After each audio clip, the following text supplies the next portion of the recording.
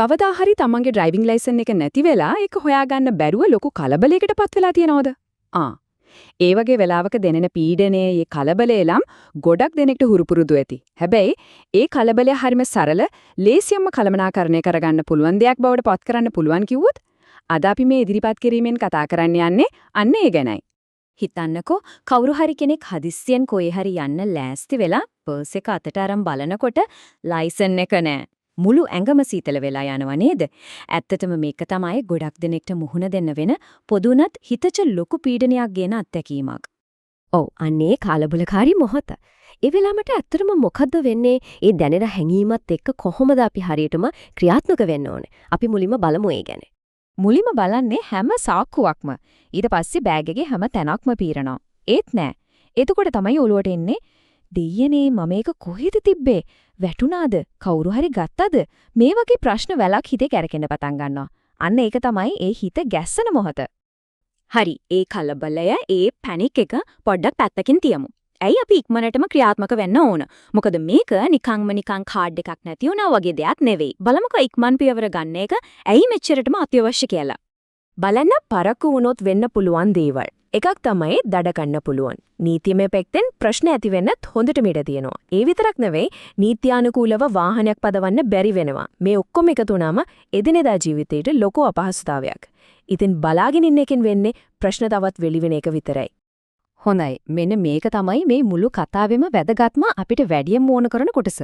අර කලින් කිව්ව ප්‍රශ්නෙට තියෙන නියම, කාර්යක්ෂම සහ නූතන විසඳුම.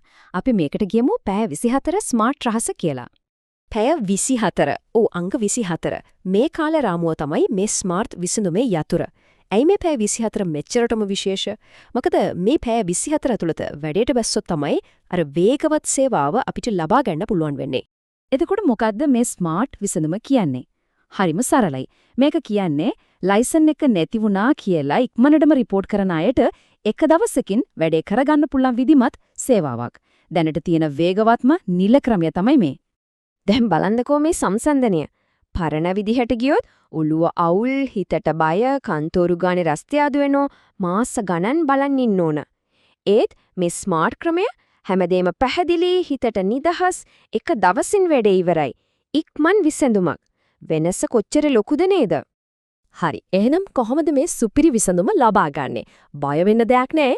අපි දැන් මේක පියවරින් පියවර හරිම සරලව කතා කරමු. මේ ටික හරියටම කළොත් මේක හිතන තරම් ලොකු දෙයක් නෙමෙයි.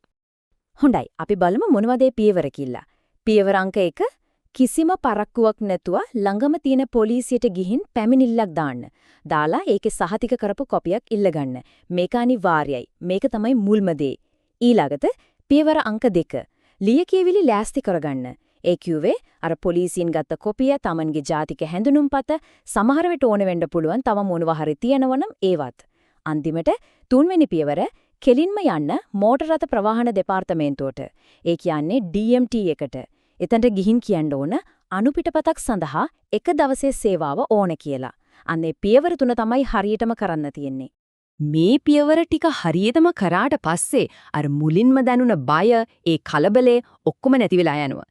ඒ වෙනුවට හිතට එන්නේ හම්මා දැන් නම් හරි කියන ලොකු සහනය. අපි දැන් කතා කරන්නේ ඒ ගැන. මේ මුළු කතාව වෙනම අපිට ගන්න තියෙන ප්‍රධානම පණිවිඩය තමයි මේ විසඳුම සංකීර්ණ නෑ, ඕන කරන්නේ ඉක්මන් තීරණාත්මක ක්‍රියාමාර්ගයක් විතරයි.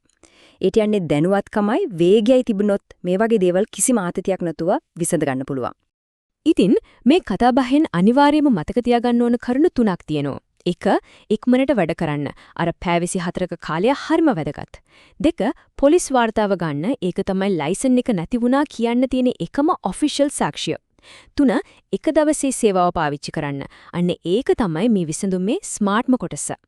හොඳයි. අවසාන වශයෙන් හැමෝටම හිතන්න පොඩි දෙයක්. මේ වගේ කාර්යක්ෂම ස්මාර්ට් ක්‍රම තවත් මොන වගේ රාජ්‍ය සේවාවලට ගේන්න පුළුවන් වේද? අපි එදිනෙදා වැඩ කටයුතු කොච්චර පහසු වේද එහෙම වුණොත්? නිකමට හිතලා බලන්න.